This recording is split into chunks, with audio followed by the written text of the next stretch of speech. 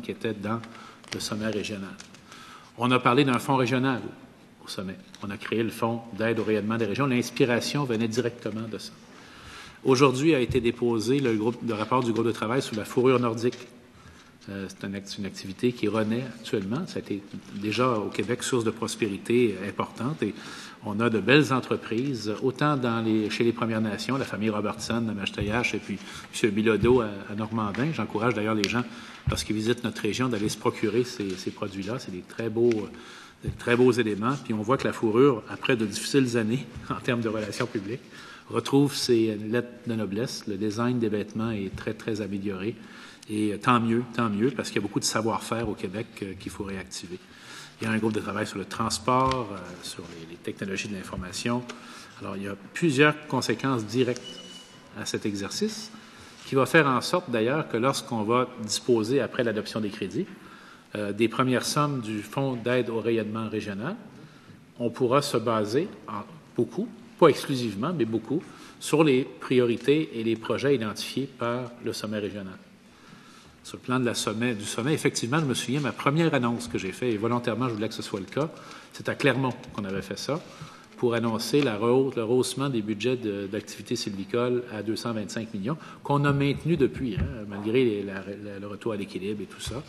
Et à ça s'ajoutent d'importants investissements dans la forêt et récemment les mesures qu'on a annoncées à l'endroit des mesures protectionnistes de l'administration présidentielle américaine qui, en passant, je le répète, vont faire probablement aussi mal à la classe moyenne américaine que l'impact économique chez nous. Puis je pense qu'avec le temps, on va s'en rendre compte. Même chose pour la gestion de l'offre.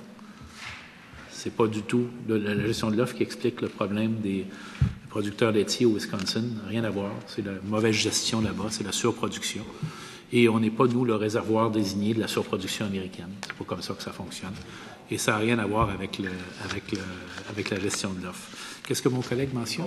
Oui, merci de le mentionner, parce que ça, c'est une belle innovation. Puis vous avez vu, il y a un commercial qui passe à la télé ces temps-ci. C'est Serre Tundra.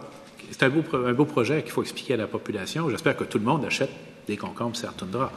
Ils sont en vente dans une des chaînes d'épicerie. J'hésite à la mentionner. Mais vous connaissez laquelle. Faites un geste pour les produits locaux. Achetez ça, puis les autres produits du Québec également.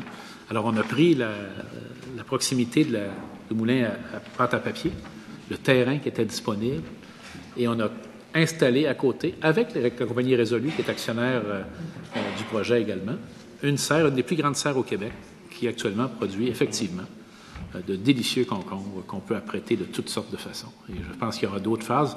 Il y a déjà plus de 100 emplois qui sont associés à ça. C'est quand même quelque chose chez nous, 10 000 personnes au nord du lac. 100 emplois, c'est beaucoup d'emplois.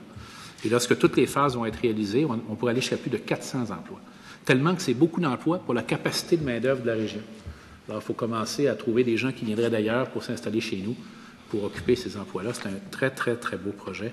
D'ailleurs, suite à ce succès-là, j'entends que dans d'autres régions où il y a des moulins de pâte, les gens disent, bien, nous aussi, peut-être qu'on pourrait faire cet appariement entre la production de chaleur dans le moulin à papier et les serres. Et autre innovation, il y a une entreprise que vous connaissez peut-être, M. le Président, CO2 Solutions.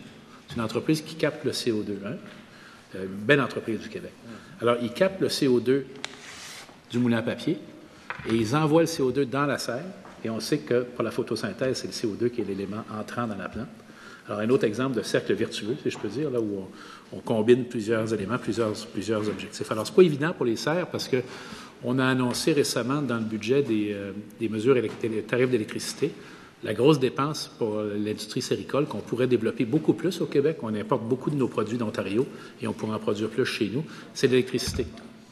Pas tellement le tarif qui est très bas au Québec, mais le caractère saisonnier de la demande d'électricité qui rend ça difficile à gérer pour les propriétaires. Alors, je sais qu'il y aura avec le ministre des Finances qui a annoncé la mise sur pied d'un programme spécifique pour l'industrie séricole, on pourra aller encore plus loin. Alors, moi, j'invite les gens de la région à continuer à se rallier au groupe de travail du sommet, à nous accompagner dans la mise sur pied des projets.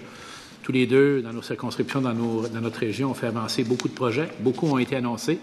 D'autres encore plus intéressants sont à venir. J'hésite à en parler parce qu'il ne faudrait pas quand même les annoncer aujourd'hui. Mais on aura d'autres belles annonces pour la population du Saguenay-Lac-Saint-Jean où effectivement le taux de chômage a diminué de façon très importante. Pas par perte de population, comme on dit certains, mais parce que le nombre d'emplois a augmenté. Et on voit ça dans d'autres régions, comme en Mauricie.